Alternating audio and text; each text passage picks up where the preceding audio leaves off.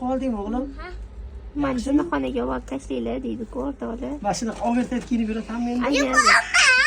Videoga olma deydi qarang.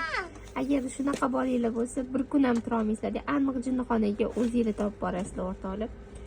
Oyoq kiyimni ho'l qilib, kiyimlarni mana ho'l qilib, katta pijamani olib, oyoq kiyimni ko'taringlar qaranglar. Videoga olmadi, bu yalib qo'yishiga o'laymi?